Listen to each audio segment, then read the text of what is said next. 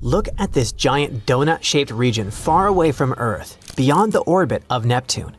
We're talking about a distance of more than 2.5 billion miles. It's the Kuiper Belt, and something eerie and bizarre is happening there. Dwarf planets and other small objects dwelling there refuse to cluster together. Instead, they follow particular orbits, which is weird.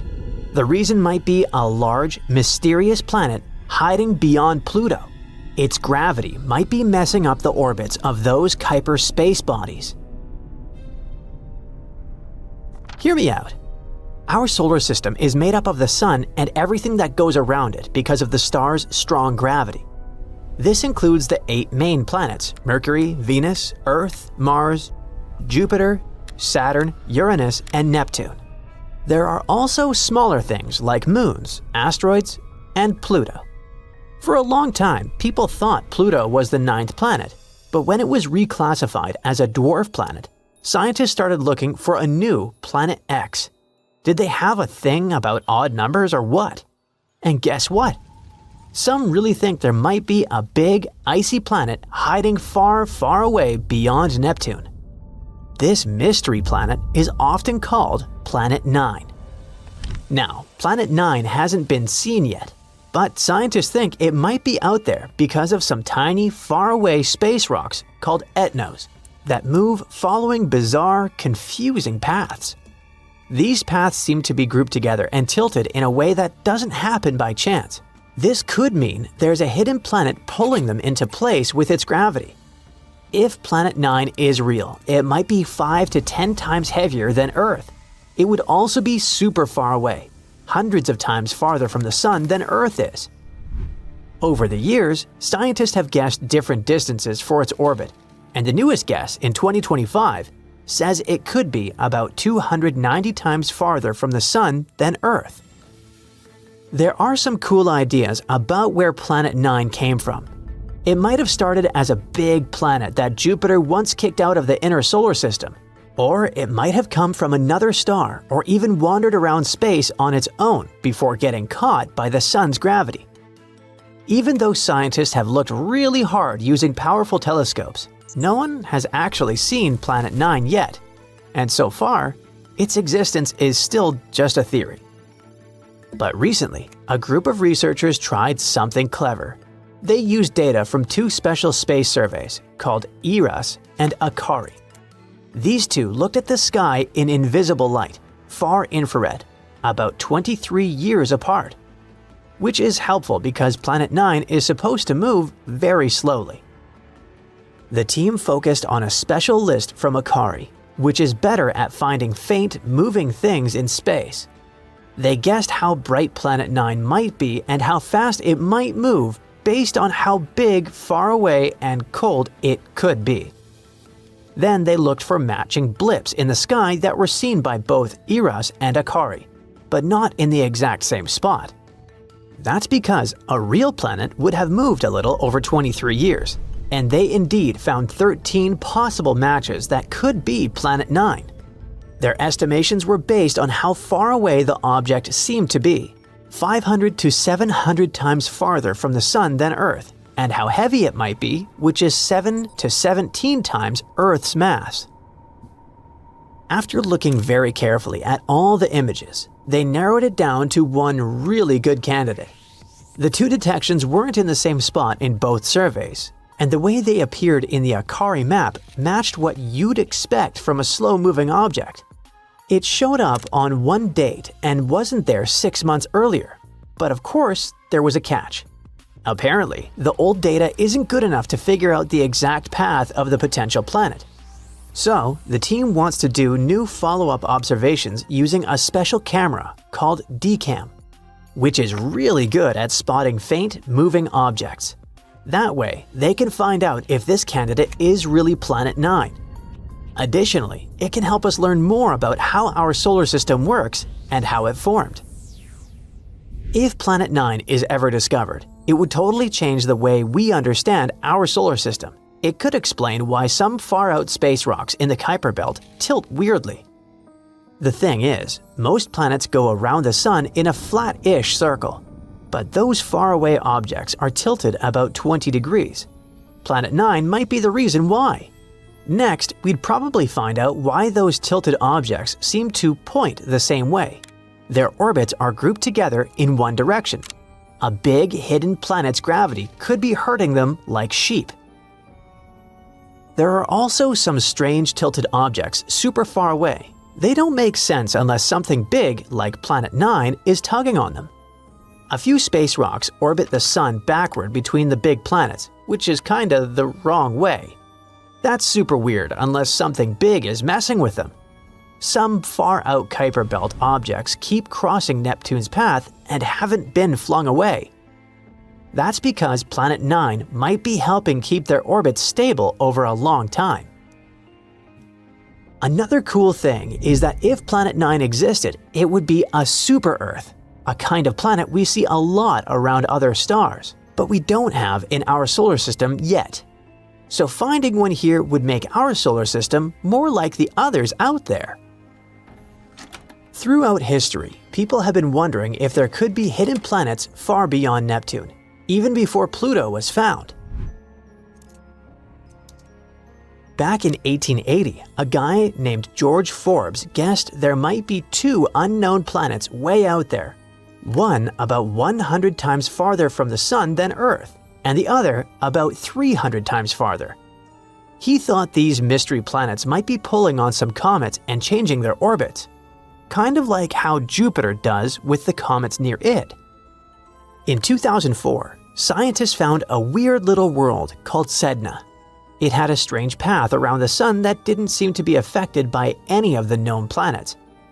Its closest point to the Sun, called perihelion, is way too far for Neptune to be the reason. This made some scientists wonder if Sedna got pushed into its path by a hidden planet, maybe even something as big as Earth or bigger. Others thought maybe it was a star that flew by a long time ago, or another star that formed near ours. Then, in 2014, another odd object was discovered. It had a very similar orbit to Sedna, which made people even more suspicious that there could be something big out there messing with their paths.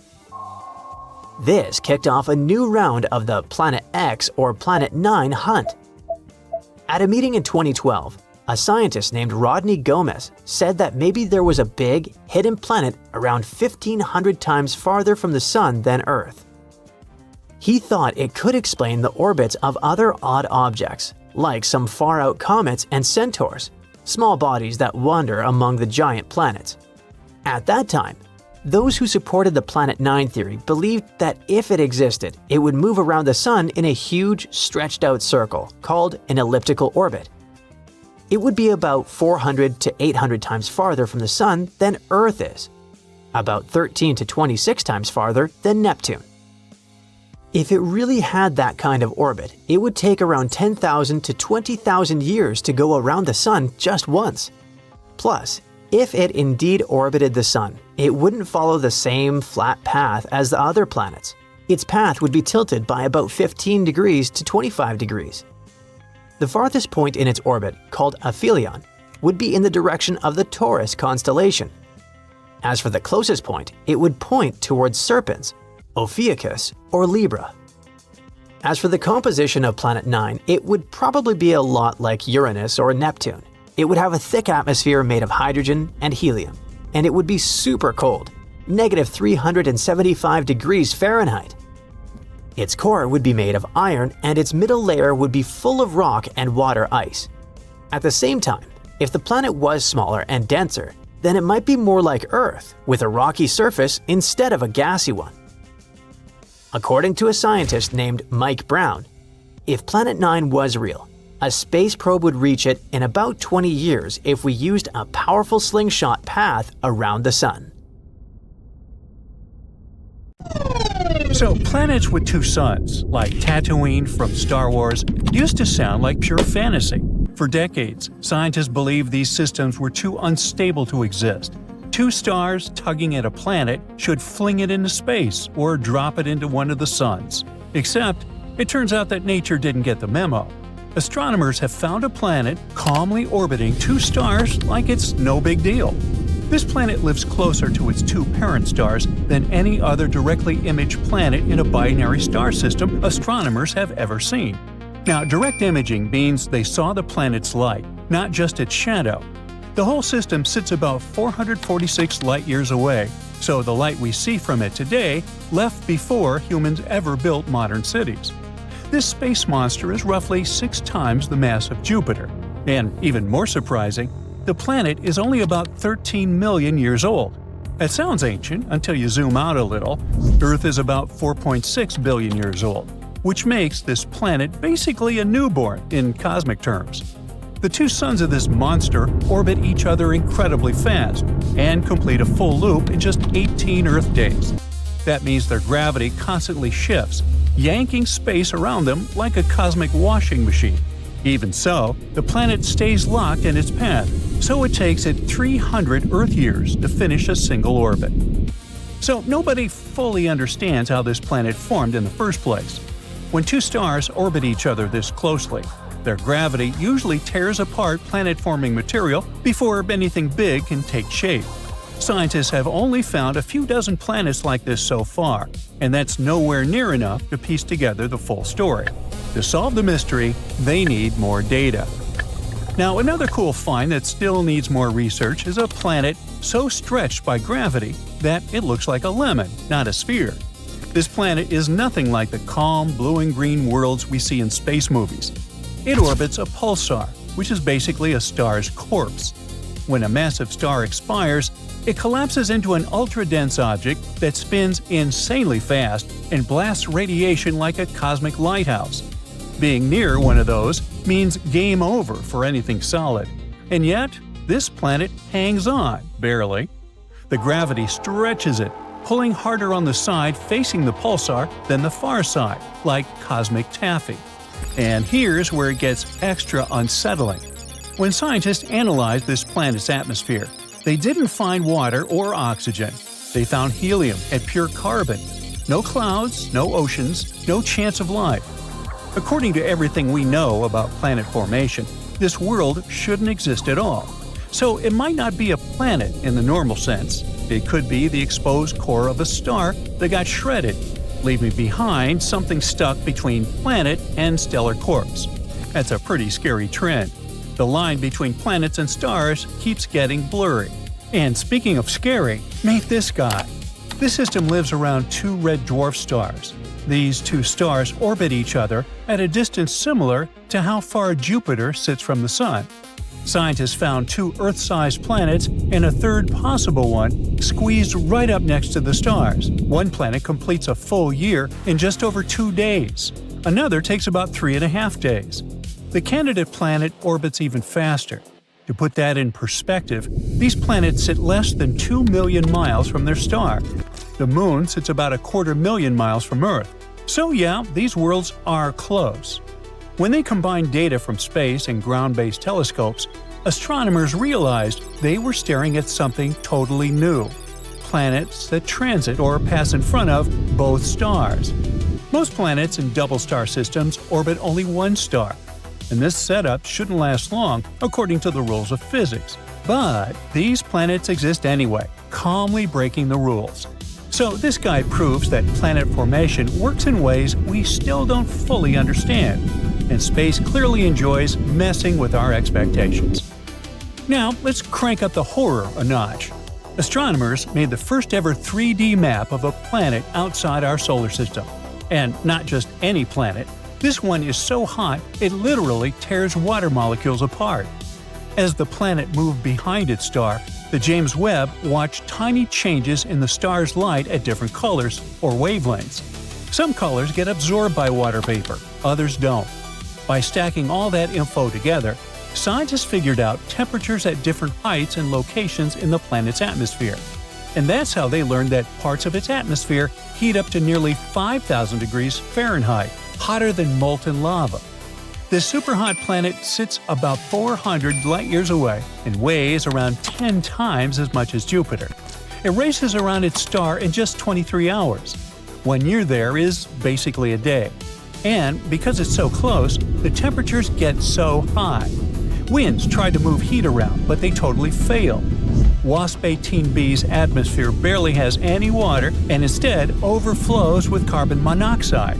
Astronomers once believed water should be common in giant planet atmospheres. This world proves water is optional, not guaranteed. Now, magma worlds are another perfect proof of that. There's a huge group of planets called sub-Neptunes, planets bigger than Earth but smaller than Neptune. For a while, some scientists hoped these worlds were Haitian planets, covered in deep oceans of water or ice, wrapped in thick atmospheres. One famous example was K2-18. Its atmosphere showed methane and carbon dioxide, but almost no ammonia. But as it turned out, lava dissolves ammonia too, so the missing ammonia doesn't prove water at all. It could just mean the planet has a global ocean of magma instead.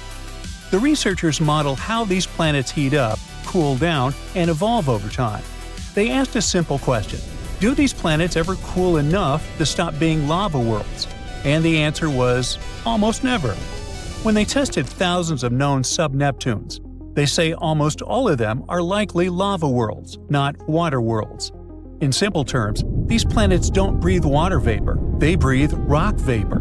Their atmospheres come from magma boiling, not oceans evaporating. And that changes everything. Many worlds we once labeled maybe habitable turn into hellscapes the moment you run the numbers honestly. And that means space isn't hiding Earth clones, but mass-producing furnaces and other sorts of monsters. Take this bad boy, for instance. It sits only about 64 light-years away, which is uncomfortably close in cosmic terms, and it's the nearest hot Jupiter to Earth. From afar, it looks stunning, a smooth, deep blue marble floating peacefully in space. But that color hides something absolutely brutal. On this planet, it rains glass, sideways. Winds scream across the atmosphere at around 5,400 miles per hour, fast enough to shred anything instantly.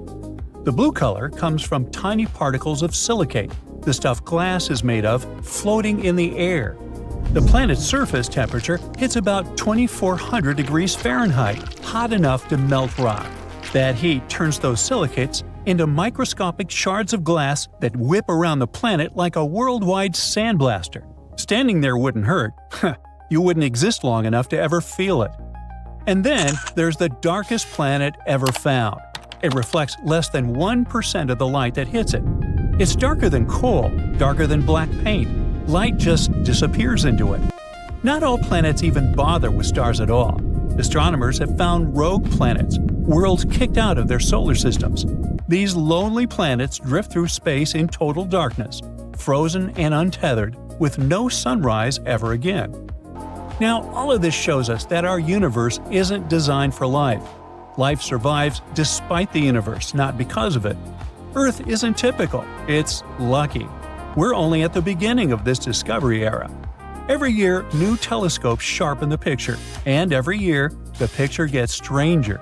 The more clearly we see the universe, the less it resembles our imagination. And that's the most unsettling truth of all. Look at this fascinating planet. It looks as if it's burning. It must be hotter on its surface than in the middle of Death Valley. The ground is parched, cut by giant cracks. There's not a drop of water in this boiling world. Now, it's the same planet, but it looks like a totally different place. Everything is frozen. The temperatures are so low, there isn't even a tiniest chance that life could survive on this planet. This bizarre world is called HD 20794d, and it's located 19.7 light-years away from Earth in the constellation Eridanus. This planet is a super-Earth. This term means that it is larger than Earth but smaller than such ice giants as Neptune. What makes this planet especially interesting is its unusual orbit, which moves it in and out of its star's habitable zone, the region where temperatures might allow liquid water to exist. Now, we haven't seen this unusual planet directly. Astronomers detected it by measuring tiny wobbles in its star using two powerful instruments, espresso and HARPS, located at telescopes in Chile. These instruments measure radial velocity, which is the small movement a star makes as a planet's gravity tugs on it. The larger the wobble, the more massive the planet. Later, astronomers analyzed the data and figured out that the planet in question has a mass around 6 times greater than Earth's. It orbits a star, which is slightly smaller and dimmer than our Sun. What makes this star unique is that it is bright enough to be seen with the unaided eye, unlike many other stars that host exoplanets. You won't be able to see them without a telescope. The star system has been observed for over 20 years. Astronomers have long suspected it had multiple planets. In 2011, scientists discovered 2 other super-Earths orbiting the star every 18.3 and 89.6 days, respectively. For some time, researchers thought they had found a third planet with an orbital period of 40 days. Later, they realized they had made a mistake. But recently, after reanalyzing years of data, astronomers have confirmed that the third planet does exist, and it's our extreme HD 20794d. A researcher from the University of Oxford played a key role in identifying the planet. He used a special computer algorithm called Yarara to separate the planet's weak signal from the background noise.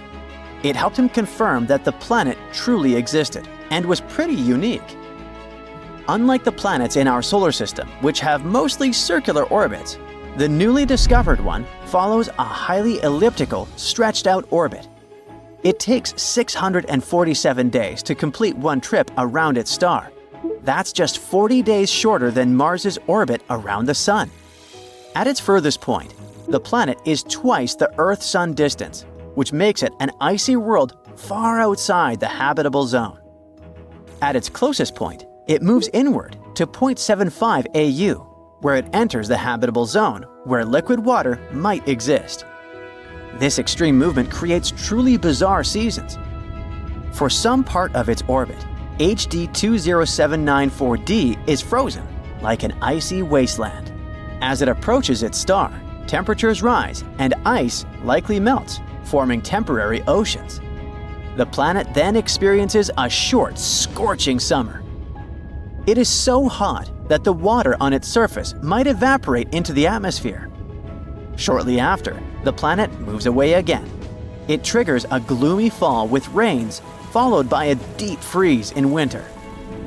In other words, the planet switches between extreme cold and intense heat, which makes it a very unpredictable place for life. If any life forms exist there, they certainly need to adapt to dramatic changes in temperature and environment. Why does the planet follow such a mind-boggling orbit? It might be a leftover effect from events billions of years ago, when the planetary system was still forming. At some point, another large planet may have disturbed the orbit of our extraordinary friend.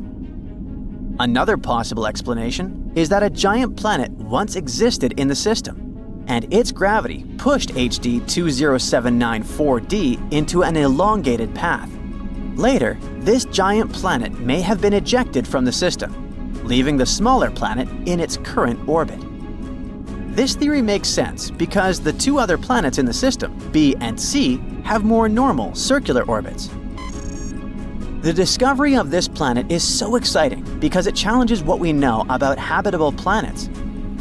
Most planets in the habitable zone stay there permanently, but HD 20794d only passes through it.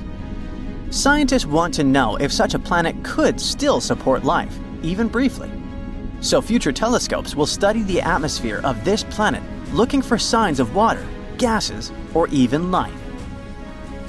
Another super-Earth that might have the right conditions for life orbits a star 137 light-years away. In space terms, this is considered relatively close. A light-year is around 6 trillion miles. The planet is called TOI 715b, and it's about 1.5 times the size of Earth. Unlike HD 20794d, it's permanently located in the habitable zone. Look, that's what astronomers think the planet might look like. TOI 715b orbits its star very quickly, completing a full orbit in just 19 days. But even though it's close to its star, it may not be extremely hot, all because its star is a red dwarf. That's a type of star that is smaller and cooler than our Sun. This means TOI 715b could have a milder temperature compared to other exoplanets that orbit closer to hotter stars. NASA discovered the planet using the Transiting Exoplanet Survey satellite. This space telescope finds planets by watching for small dips in a star's brightness, which happen when a planet passes in front of it. Since red dwarfs are smaller and dimmer than the Sun, planets passing in front of them are easier to detect. Astronomers are planning to study the planet further using the James Webb Space Telescope. This powerful telescope, located 1 million miles away from Earth, can analyze the atmospheres of distant planets. If TOI 715b has an atmosphere, JWST could help scientists determine what gases are present in it and whether such conditions could support liquid water or even life. One more promising world for our search for extraterrestrial life is an extremely dense super-Earth in the K2360 system. An international team of researchers from Japan and Europe has discovered this remarkable multi-planet system orbiting a Sun-like star located 750 light-years away. This system has 2 planets, including one of the densest rocky planets ever found. The K2360b is a rocky super-Earth about 1.6 times the size of Earth, but with a mass 7.7 times greater. This makes it as dense as lead. The planet orbits its star incredibly fast, completing one full orbit in just 21 hours. It's the densest known ultra-short period planet with well-measured properties. As for its sibling, this is a much larger outer planet with at least 15 Earth masses. It takes 9.8 days to orbit its star. Sadly, since it does not pass in front of its star from our viewpoint, scientists cannot determine its exact size. The unusually dense planet might be the core of a much larger planet. Over time, intense radiation from its parent star may have blown away its outer layers, leaving behind only its dense, rocky core. So, in fact, this planet could show us what might happen to some planets that are too close to their stars. Astronomers think that the planet may have moved inward over time due to interactions with its larger companion planet. One possibility is high eccentricity migration, where a planet's orbit becomes highly stretched out due to gravitational interactions before gradually becoming more circular near the star. Another theory is that the planet's spin and axial tilt can cause its orbit to become more circular. Such planets are rare, and finding one with a massive outer companion can help scientists refine their theories about how planets form and evolve in extreme environments. With its help, we might also understand how rocky planets evolve and what happens to planets that get too close to their stars. So, we might be getting closer to finding a massive icy planet beyond Neptune's orbit. Sorry Pluto, still not you.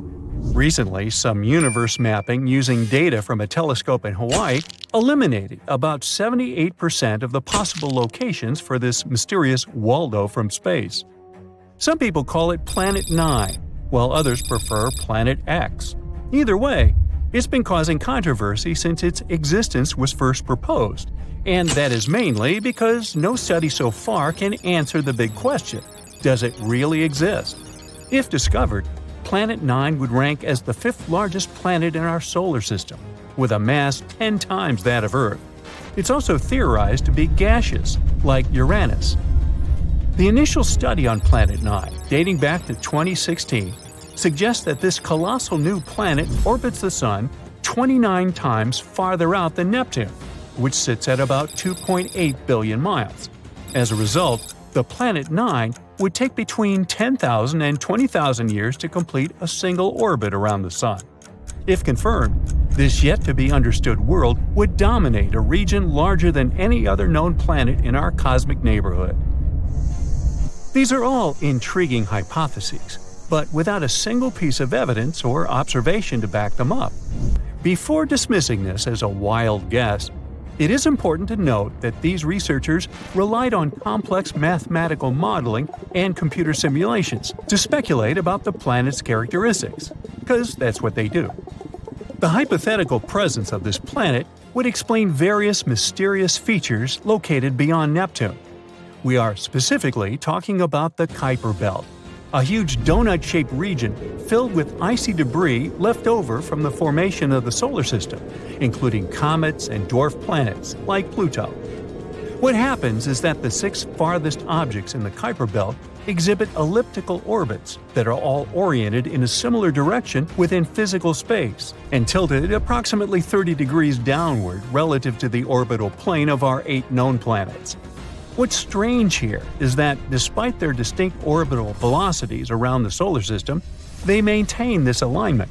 The likelihood of such alignment occurring randomly is extremely low, around 0.007%. So, here comes Planet 9, a hypothetical massive celestial body that offers a plausible explanation for this strange phenomenon, potentially exerting gravitational influence to shape these orbits. The initial theory didn't hold up for long, facing accusations of observational bias and calculation errors. Then, in 2017, another study popped up, sparking back the idea that maybe Planet 9 is out there after all. This time, Spanish astronomers tried a novel approach, focusing on observing extreme trans-Neptunian objects. These celestial bodies orbit the Sun in highly stretched elliptical paths, with average distances exceeding 13 billion miles. The research suggests that the distances between these objects' nodes and the Sun might provide clues to Planet 9's location. You see, these nodes are the points where a celestial body's orbit intersects the solar system's plane.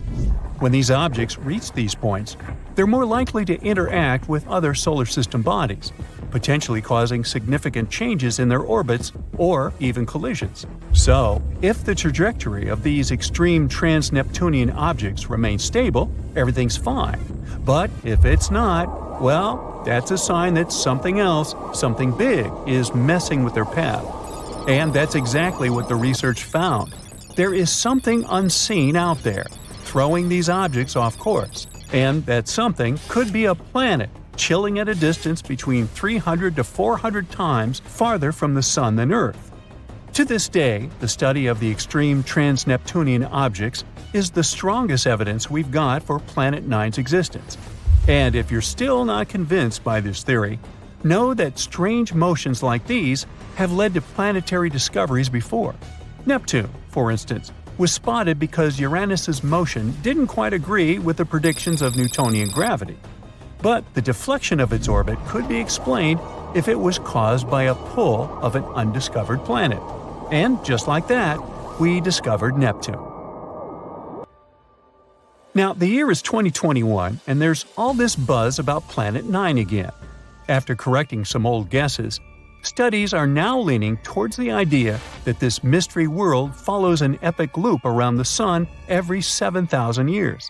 That is massive news, because it means this planet might be closer than we ever thought, making it easier for our telescopes to spot it.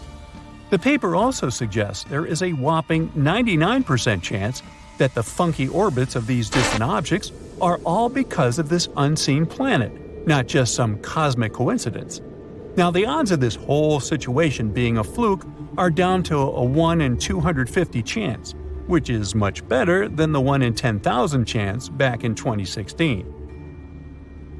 All these optimistic numbers have brought us to where we are today, keeping our hopes and working on better equipment to continue the mission of spotting Planet 9. As mentioned earlier, researchers in Hawaii created some kind of treasure map utilizing the Panoramic Survey Telescope and Rapid Response System to eliminate 78% of its locations. This is great news, considering how challenging it is to find a planet-sized needle in a cosmic haystack. But unfortunately, Planet 9's presence remains a ghost in the dark outer reaches of our solar system.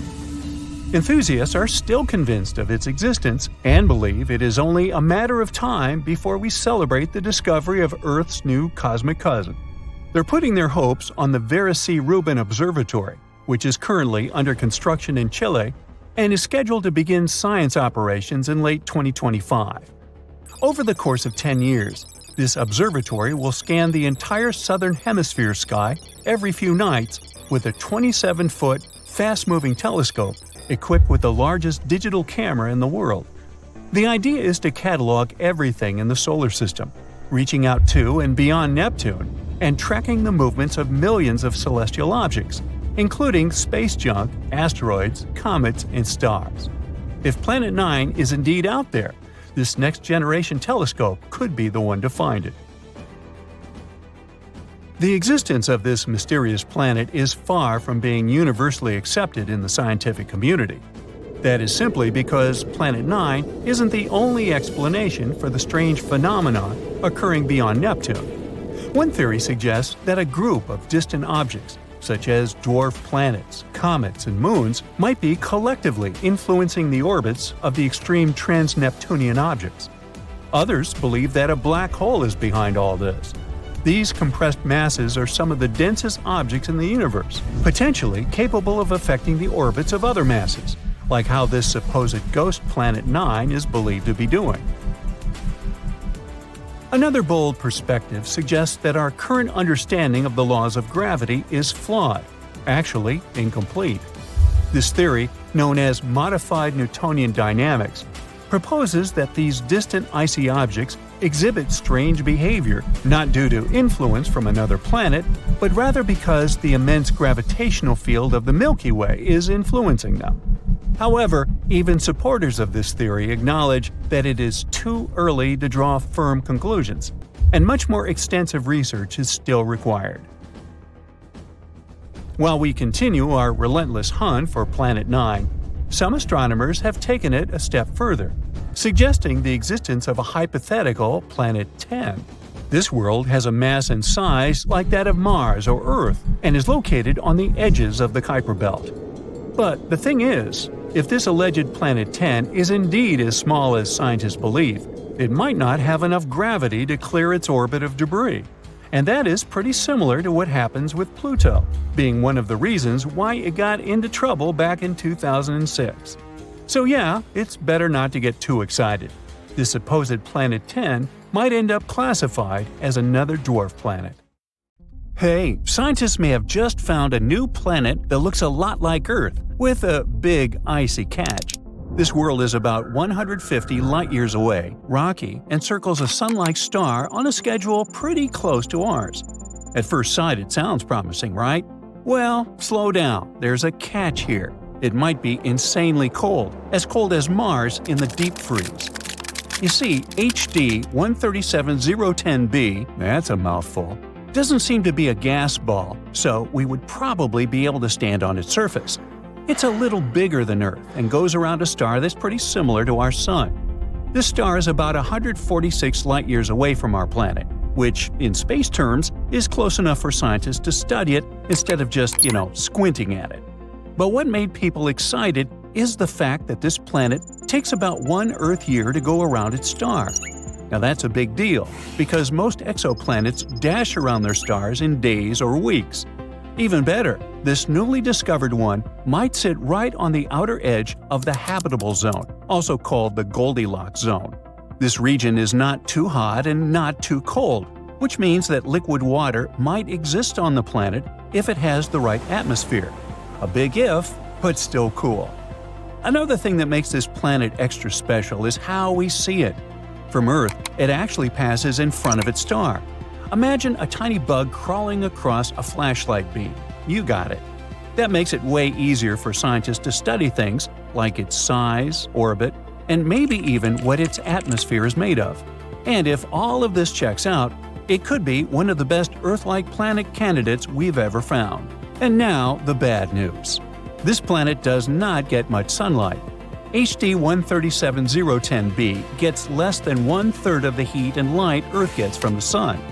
Even though its star is similar to our Sun, it's basically the Sun's quieter, dimmer cousin. Same type, lower wattage. What does that mean for the planet? It could be insanely cold. Scientists think the surface temperature might max out at around -90 degrees Fahrenheit. And that's not a grab-a-jacket cold, That's "your face freezes right away" cold. For comparison, Mars has an average temperature of around -85 degrees Fahrenheit. So this planet could actually be colder than Mars, a frozen desert, not to be confused with a frozen dessert, that looks like it gave up on life a long time ago. Another plot twist: this planet isn't officially a planet yet. At the moment, it's still labeled a candidate. Scientists usually confirm planets by watching them pass in front of their star over and over again. Every time that happens, the star dims just a little bit. But with this new space body, we've only seen one transit, a single 10-hour-long mini-eclipse, spotted during Kepler's second mission, called K2. Even with that one pass, astronomers could still learn a lot. They measured how long the planet's shadow took to cross the star, about 10 hours. For comparison, Earth takes about 13 hours to cross the Sun. Then, they plugged that into orbital models and estimated that the planet probably takes about a year to go around its star. That's impressive, but it's still not enough. Astronomers need to see that dip in starlight repeat on schedule to be sure it's really a planet and not some weird stellar wanderer. Unfortunately, this planet orbits far out, and those transits are rare. You don't get one every few days or weeks. You might have to wait a year or more for the next one. That's one of the big reasons Earth-like planets are so hard to find in the first place. So now, scientists are just hoping that other space telescopes can help out. NASA's TESS might catch another transit, or Europe's Cheops telescope could help pin it down.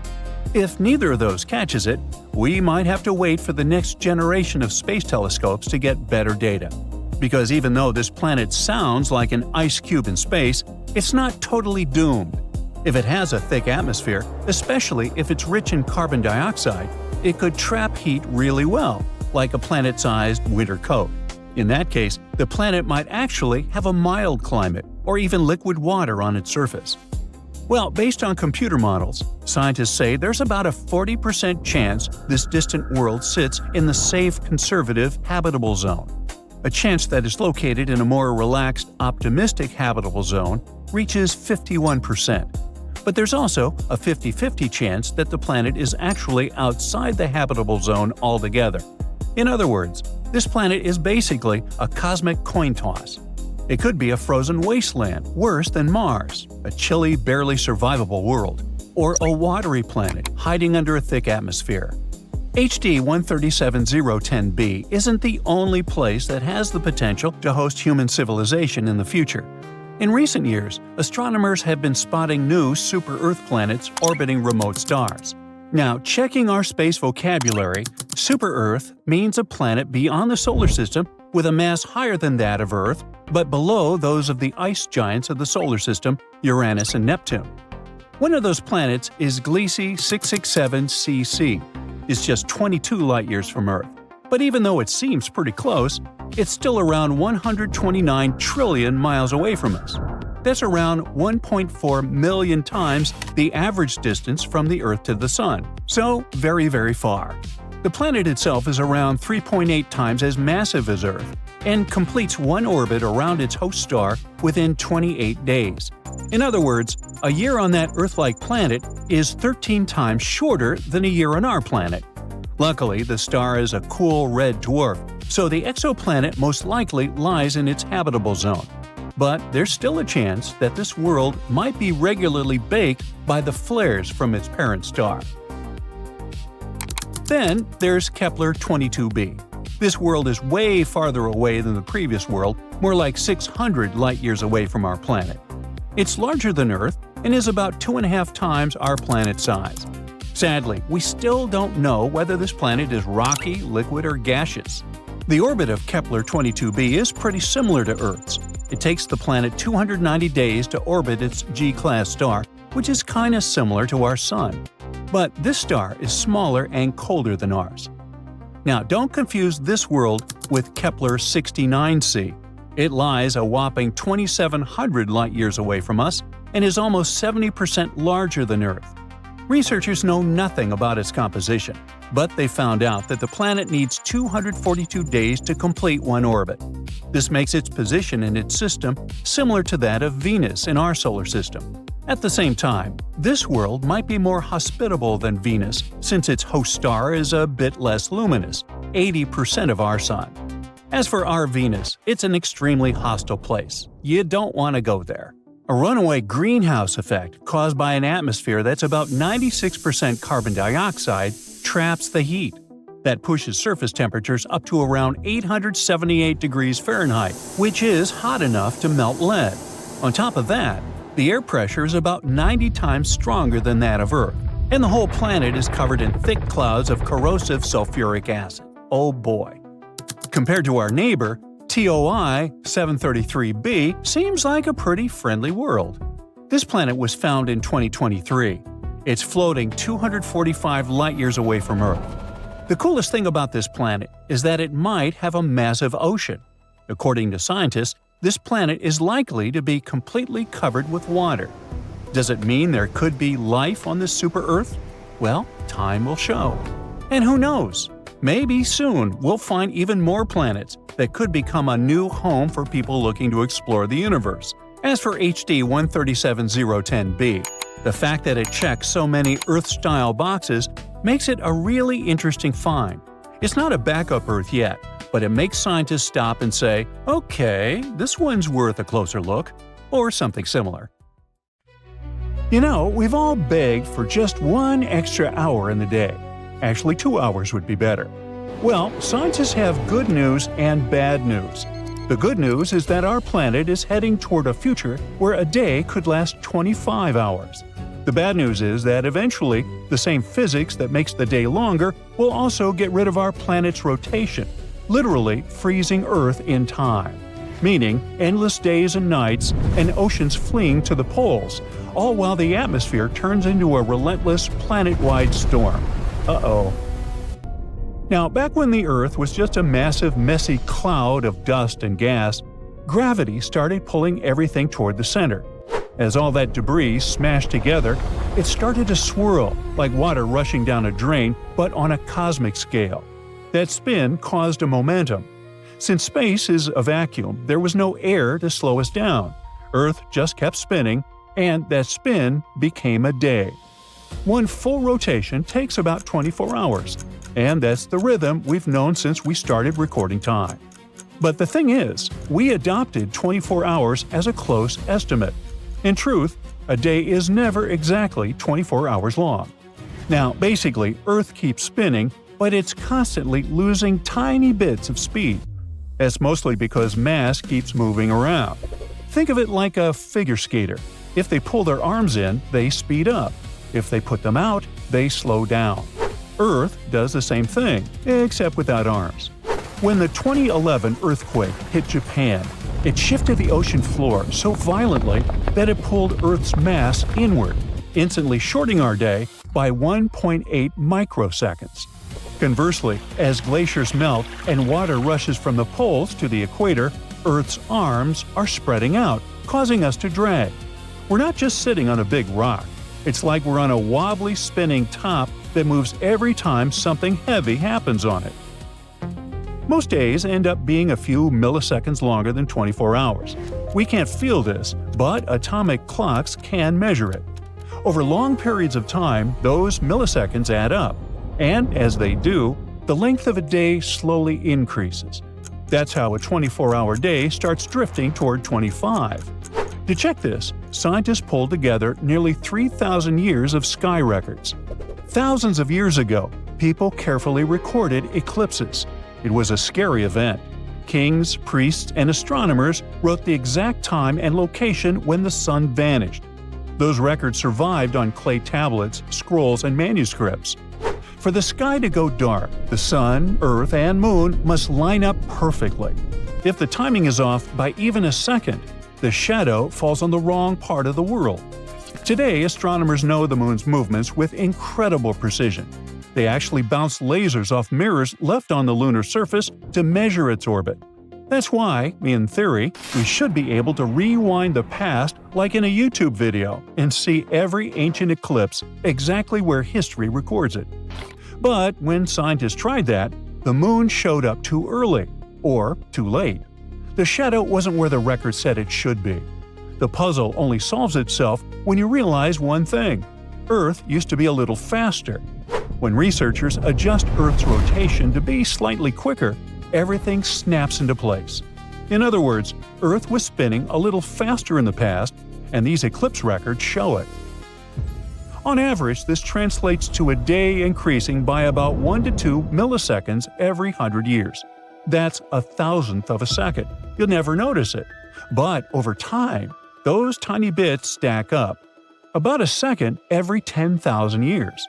That means we are roughly only 200 million years away from having that one additional hour of sleep.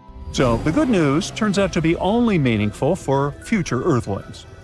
But why is this actually happening? Well, the answer is the Moon. Its gravity grabs Earth's oceans and stretches them into huge tidal bulges. But because Earth spins much faster than the Moon moves around us, those bulges don't sit neatly under the Moon.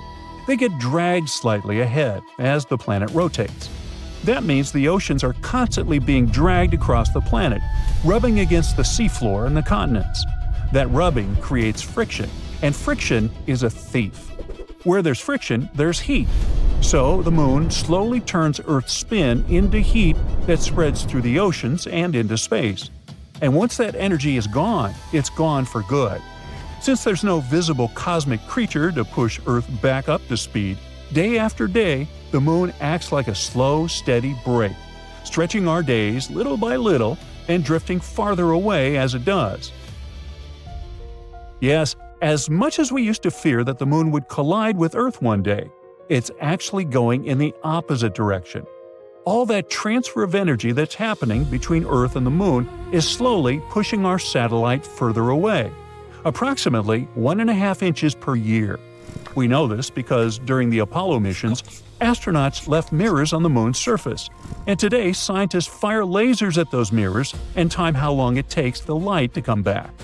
However, even though we are slowly pushing the Moon away, don't panic. It's not packing its bags just yet. At the current rate, it would take tens of billions of years for the Moon to retreat significantly. But it will stick around long enough to witness and maybe even cause the end of all ends, so to speak. The same braking force that is slowing us down now could eventually push Earth into a state called tidal locking. This has actually already happened to the Moon. You know how we never see the dark side of the Moon from Earth? Well, that's because Earth's gravity grabbed the Moon eons ago and forced its rotation to stop relative to us. Well, if you give it enough time, the universe could return the favor. If Earth slows down enough to match its orbit around the Sun, the cycle of day and night will disappear. We could turn into what astronomers call an eyeball planet.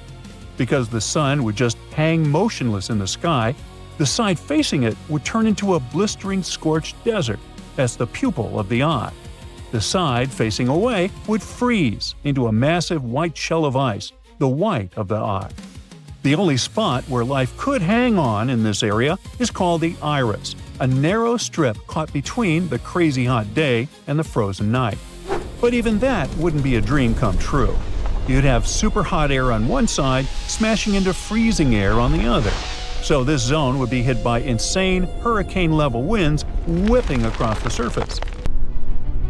Also, without Earth's spin shaping the oceans, water would slowly migrate away from the hot regions and collect in colder zones, reshaping coastlines and continents entirely. The planet wouldn't just have longer days. It wouldn't even look like Earth anymore. But here is the bright side. We will actually never see this happen. And neither will our descendants, at least not while watching from nearby. The math says it would take about 50 billion years for Earth to stop spinning and turn into that frozen eyeball fully. But our Sun doesn't have that kind of time. In about 5 billion years, the Sun will run out of fuel. It will expand into a red giant, swallowing the inner planets and likely vaporizing Earth entirely. Bye-bye! So, while Earth is slowing down, it will never actually get to zero. We won't end as a frozen, motionless rock. We'll end as we started, space dust. By the time Earth ever stops spinning, humans certainly won't be watching from the solar system. We might be scattered across the galaxy, living in space, or not even human anymore. Some of us could live inside massive structures built around stars, capturing their energy instead of orbiting them. Others might drift near black holes, using their gravity and energy in ways we barely understand today. Entire civilizations could exist as uploaded minds, connected through a galaxy-wide network, living in simulations instead of physical worlds. Well, wherever we are, Earth would just be an old planet concluding its story.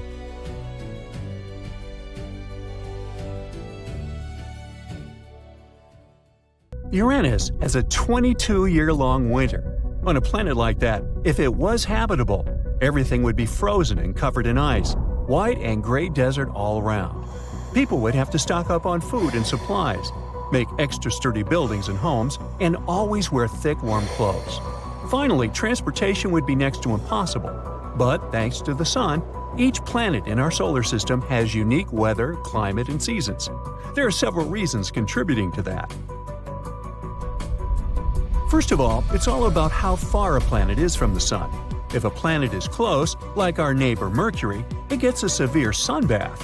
But if it's far away, like the dwarf planet Pluto, it gets frigid even during summer. Now, think about how fast a planet spins. Planets that take their sweet time to rotate, like Mercury, have super long days and nights. That means one side gets toasty hot when the sun's out and freezing cold when it's dark. Earth is pretty balanced with its moderate spin speed. The atmosphere matters too. A thick atmosphere keeps temperatures from going wild, but if there's almost no atmosphere, things heat up and cool down immensely. The tilt of a planet's axis and the orbit shape are crucial as well. Even on Earth, places near the poles get 6 months of daylight and 6 months of night. And if a planet's path around the Sun is like an oval, it heats up and cools down more than it moves. Now, no two planets are unique. While some have these changes, others don't. Let's start with Mars, our favorite little planet and potentially our future home. It's the fourth wheel in our solar system and has a quirky way of doing seasons. Like Earth, it has 4 of them, although they're roughly twice as long as those on Earth. But this planet has an eccentric egg-shaped orbit. Because of this, its orbital speed varies more. This influences these seasons. Martian winters last about 4 Earth months. They're also much colder than on Earth. Near the poles in winter, temperatures can get down to minus 190 degrees Fahrenheit. One hemisphere grows an ice cap as winter rolls in, snatching about a quarter of the atmosphere as dry ice. Then, in spring, it gives it back. Mars also doesn't have the luxury of massive oceans like Earth to balance out its extreme temperatures. Scientists believe it might have had some of that in its early days, but now all the water is gone. With no water, Mars can hit very low temperatures in winter and hotter summer days. The grand gas giant Saturn has a slightly more tilted axis than Earth. However, despite its elliptical path and tilt, it stays consistently chilly. That's because it's way out there, far from the sun's warmth. Even though it's summer, Saturn remains distant and doesn't get too cozy. It also has a thick atmosphere. The atmosphere on a planet acts like a temperature regulator. If some part gets too hot or cold, the atmosphere gently distributes this temperature across the planet. So, while one side might catch more sunlight during its equinox, the thick air ensures things stay relatively cool. Up high in Saturn's atmosphere, though, it's a different story. Temperatures can swing from seriously chilly in summer to an almost absurd minus 312 degrees Fahrenheit in winter. Uranus is the next planet, the ice giant. With an elliptical orbit and a serious distance from the Sun, it's stuck in a perpetual deep freeze. Its thick atmosphere also keeps temperatures frosty throughout the year. Uranus has a wild tilt, 3 times bigger than Earth's. It's almost lying on its side, and is probably one of the most intense places in our solar system. During Uranus's summer, one pole gets full sun, while the other end faces the deep chill of darkness. In fact, because of its weird tilt and rotation, Uranus is even colder than its more distant neighbor Neptune. As we mentioned, each season on Uranus lasts around 22 Earth years. That's as close as we get to George Martin's fantasy books. That's because Uranus takes a leisurely 84 years to complete one path around the Sun, so its journey through the year is very slow. The final planet in our solar system is Neptune. It's the most far-away icy giant. It has a tilt almost the same as Earth's and a nearly circular orbit, so it feels like it's supposed to be a bit more balanced. However, this planet maintains a bone-chilling atmosphere with unimaginably low temperatures. That's because Neptune receives only a tiny 0.1% of the sunlight Earth enjoys. On Earth, there's a gradual temperature shift from near to far. On Neptune, because of its circular orbit, there's only one atmosphere taking a spotlight. Unlike its neighbor Uranus, Neptune gets a bit of warmth from its core. But this warmth doesn't help much. The cold is pretty consistent, whether it's winter or summer. But some planets don't bother with traditional seasons. They just imitate them by having different temperature cycles throughout the year. These planets include Mercury, Venus, Mars, and Jupiter. Mercury is the closest planet to the Sun. Mercury is very weird, because one full day-night cycle on that planet equals 176 Earth days. After half a year on Earth, it's finally time for Mercury people to go back home from work. That's because it moves in an egg path. This is also the reason why it has some wild temperature changes. Sometimes it's very close to the Sun, sometimes it's not. At the same time, it has no atmosphere and no protection from the Sun. This results in extremely hot days and extremely cold nights. But that means it has plenty of time to go from scorching hot to freezing cold. When it's farthest, that's Mercury's true winter, or at least how we call it. So if it had seasons, there would only be two. The next planet is Venus. It's a planet of relentless heat. Forget about seasons. It's just plain hot there all the time. It's super close to the Sun, and its almost circular orbit and tiny tilt of 3 degrees mean temperatures stay pretty steady throughout the year. Even in the supposed winter or the middle of the night, the temperature doesn't dip below 820 degrees Fahrenheit. It also decided to have a weird spin. Venus spins in the same direction as it moves around the Sun. That means the Sun is always right overhead, pouring its entire fiery love on the planet's surface. Venus doesn't really do the seasons like Earth. The closest they have to seasons is 225 days with at least 4 hours of sunlight. This you could call Venus's version of spring and fall. Jupiter, the big guy in our solar system, doesn't bother with the whole seasons drama. It keeps things simple with a tiny tilt of 3 degrees, almost as laid back as Mercury. Plus, its orbit is a close match to a perfect circle, so it doesn't have much variation in sunlight. Also, with a speedy rotation of less than 10 Earth hours, there's no time for the appearance of seasons from long nights. Winter on Jupiter is basically a repeat of any other time of the year. And finally, Pluto, which is still not a planet, but still worth looking at. Pluto resides on the outskirts of our solar system. This little outcast is the definition of cold. The temperatures are around minus 380 degrees Fahrenheit. It has the weirdest orbit, too. Its orbit is very long, elliptical, and tilted. Pluto travels a huge distance from the Sun. That, together with an almost non-existent atmosphere, keeps Pluto in a perpetual cold state. Winters there can get a bit more extreme than average. However, the biggest shift someone stranded on Pluto would notice isn't the temperature, but the Sun's brightness. Always thousands of times fainter than our earthly view. This planet is as light as that piece of fluff stuck to your sweater. In the scientific world, it's called WASP 193b. But let's call it the Cotton Candy Planet. It's located around 1,200 light-years away from us. Sure thing we'll never see it with our own eyes, but scientists say the Cotton Candy Planet is pretty much Jupiter's bigger, bouncier cousin, 50% more massive. It has an extremely low density combined with other factors, such as high temperatures and the infrared brightness of its host star, that make it look special. May I have a close-up here, please? Thank you. See how fluffy it is? Right now, you understand that it would be impossible to stand on its surface. Anyways, it's not often that you meet something like WASP 193b at a planetary party. Such planets might be fluffy because they're getting cooked by their parent stars, puffing up like a marshmallow that's seen too much campfire action. But the thing is, if you're that close to your star and mostly made of a hydrogen-helium cocktail, you're not gonna keep your puffiness for long. It's like trying to hold on to a balloon during a hurricane. Exoplanets like this fluffy guy here are pretty rare, but there's also WASP 100-07b, and it looks squishy too. This one kicks back 200 light-years from us, and it chose the constellation of Virgo as its official residence. From some perspective, you might say that this planet is a copycat of Earth. It has helium, and its atmosphere contains sulfur dioxide. There's some resemblance for sure, but WASP 100-07b has the density of a marshmallow. It means we can snoop through its atmosphere easier than we could with a heavyweight like Jupiter. Scientists were beyond surprised when they peered through their super space goggles, the James Webb Space Telescope's MIRI-cam. They spotted clouds made of the stuff that builds beaches, silicate, or as you might know it, sand. Imagine sandcastles in the sky.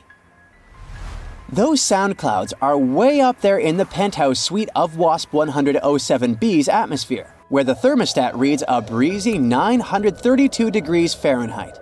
Normally, you'd need 1,832 degrees Fahrenheit to cook up this kind of cloud, so scientists are scratching their heads.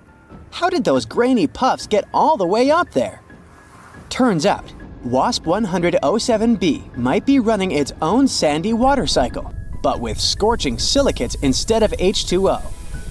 Silicate particles get whooshed up from the sizzling lower levels by some sort of cosmic elevator, and then they cool off, party together as clouds, and sprinkle down a silicate drizzle. Nobody's packing sunscreen for this kind of sandstorm, though. Now look at this Kepler planet family located in the Kepler 51 star system. This cosmic three-pack hangs around 2,400 light-years away, looking huge but having the same density as your favorite snack. And it's cotton candy yet again. Scientists have been digging into what these space treats are made of. They now believe these puffball planets are big hydrogen-helium gas balloons with a generous smearing of methane haze. It also turns out these planets might be going through a cosmic downsize. Now, let's talk about a planet called Mascara 5b. Nope, it doesn't look like one of those cosmetic tubes from your mom's drawer. Scientists say it's one of the hottest planets ever discovered. They call it an ultra-hot Jupiter, showing off its impressive size, almost twice as big as our very own Jupiter. The dayside temperature is around a scorching 4,892 degrees Fahrenheit, while the night side hits 4,172 degrees Fahrenheit. No chance for any sort of life to survive out there. Actually, it's the second hottest nightside temperature ever recorded. To put it in perspective, the temperature of molten lava sits between 1,292 degrees Fahrenheit and 2,282 degrees Fahrenheit. So, the planet is a whole lot hotter than this scorching liquid rock. Its temperatures even surpass the melting point of most metals, which is around 3,632 degrees Fahrenheit. Scientists mention that the insane heat on this planet is comparable to the exhaust of a rocket engine. Back in 2005, one famous star called... Wait, is that a name or a phone number? Whatever. So, turns out this star has a hot sister, and they have very similar names.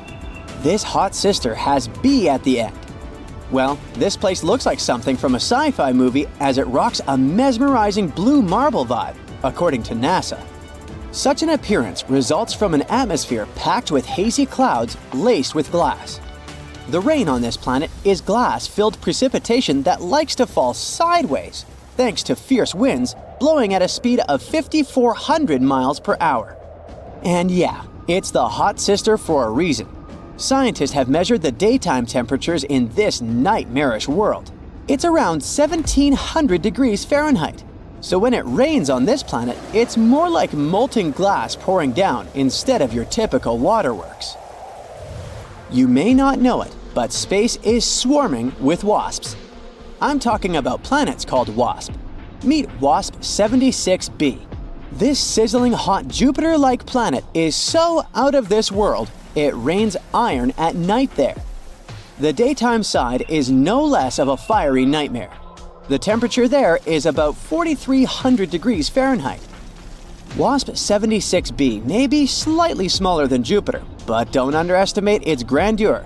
This fireball is located 640 light-years away from Earth, and its terrifying climate is the result of one seriously extreme orbit. You see, these gas giants are fittingly known as hot Jupiters. They like to keep it hot, so they orbit way too close to their scorching host stars. In this case, WASP 76b is nearly 10 times closer to its star than Mercury is to our Sun. That's way too close for comfort, leaving this rebellious planet tidally locked to the star.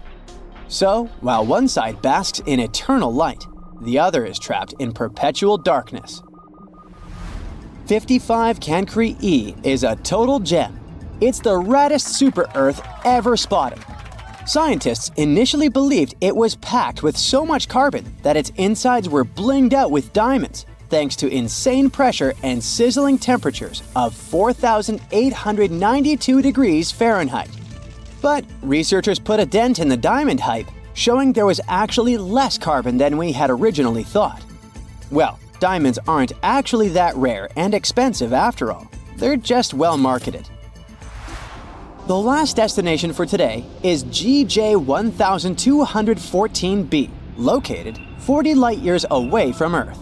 This planet is like a supersized Earth, almost 3 times bigger in diameter and a whopping 7 times heavier. It orbits around its red dwarf star faster than you can finish a pizza, finishing a complete loop every 38 hours. But it's not just the planet's size or orbit that's out of this world. It's pretty hot out there, with mind-melting 450 degrees Fahrenheit. But the coolest thing is that this planet is practically drowning in water. The sizzling temperatures and crazy high pressures on GJ 1214b create some super cool materials like hot ice and superfluid water.